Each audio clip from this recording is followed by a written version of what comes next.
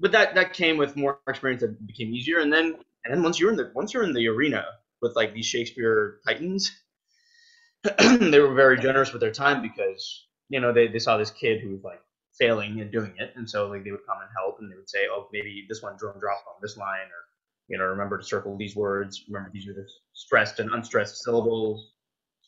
It's like I'm just lucky in that sense because Seana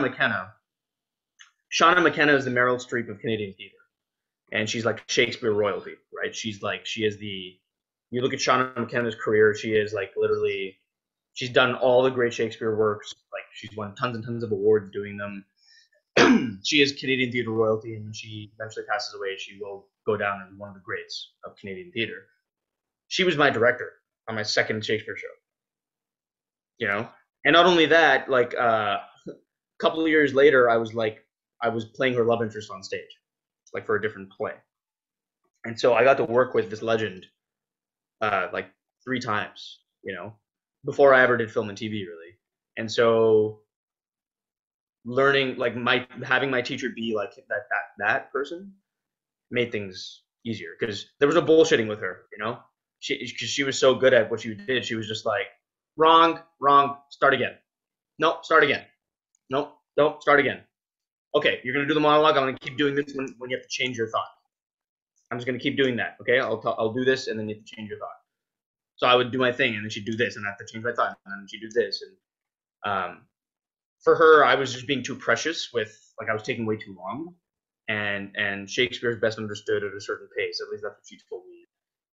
And so she would practice pace with me, and so those little tricks and stuff, like I was just lucky. Like I lucked out having the right people. Do you have any other gems that have stayed with you? Well, it's interesting, right? Like it's so different than,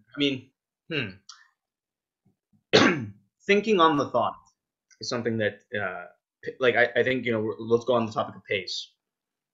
For theater, what I used to think is like you say something to me, and in life, I take like a few seconds to process it, and then I figure out how I feel about it, and I spit it back out.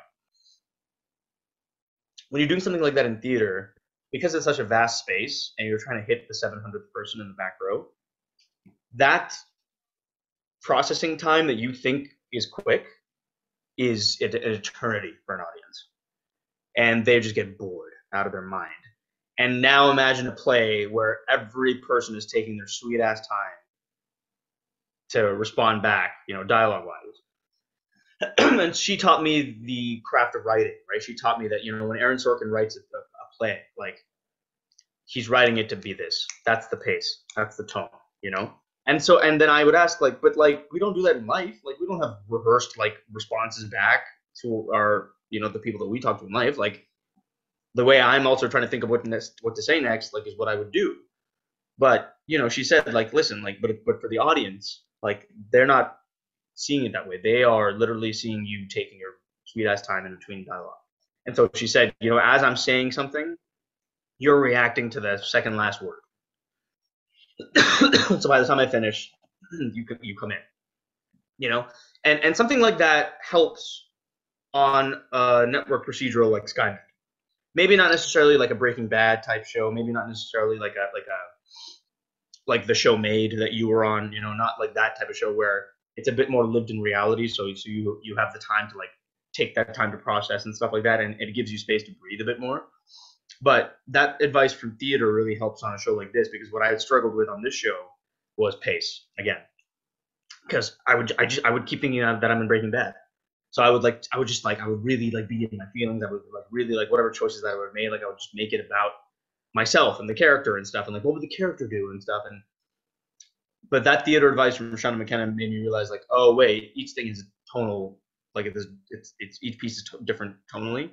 And so the showrunner's note after every take was just like, pace, please, pace. Like the audience is already bored, but we're dead. Like we need edit. Like we have to get this down to 41 minutes.